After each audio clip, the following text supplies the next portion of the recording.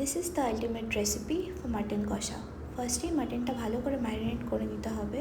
আর আমি এখানে বেসিক কিছু স্পাইসেস দিয়েছি, এর মধ্যে মিট মশলাও দিয়েছি, আর দিয়েছি এর মধ্যে একটা paste which contains ginger garlic, tomato and onions. এবার এর মধ্যে সরষের তেল আর দই দিয়ে সব কিছু ভালো করে ম্যারিনেট করে রাখতে হবে ফর অ্যান আওয়ার। এরপর সরষের তেল গরম করে এর মধ্যে দিয়ে দেবো গোটা গরম মশলা, তারপর পেঁয়াজগুলো দিয়ে দেবো। আর পেঁয়াজগুলো ততক্ষণ ভাজতে হবে আমাদের যতক্ষণ না এগুলো গোল্ডেন ব্রাউন হচ্ছে। পেঁয়াজ ভাজা হয়ে যাওয়ার পর এর মধ্যে টমেটোগুলো অ্যাড করে দেবো, আর তারপর মাটনটা অ্যাড করে দেবো।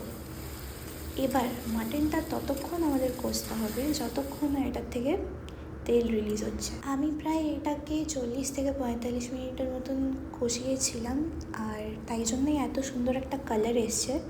একদম অথেন্টিক আমাদের বাঙালি মাটন কষা যেটা হয়, পুরো same to same test and ফ্লেভারটা হয়েছিল। তো মাটনটা কষে যাওয়ার পর এর মধ্যে ভেজে রাখা আলুগুলোও দিয়ে দিলাম, আর সব কিছু ভালো করে আরও 10-15 মিনিট রান্না করে এরপর এটাকে সেদ্ধ হওয়ার জন্য কুকারে দিয়ে দিলাম। আমি না গরম মশলাটা অ্যাড করতে ভুলে গেছিলাম, বাট খুব একটা কিছু বোঝা যায়নি কারণ আমি ম্যারিনেশনের টাইমেও দিয়েছিলাম গরম মশলা গুঁড়ো। তো এটাকে 3-4টে সিটি দিয়ে সেদ্ধ করলাম, অ্যান্ড মাটন কষা ইজ রেডি।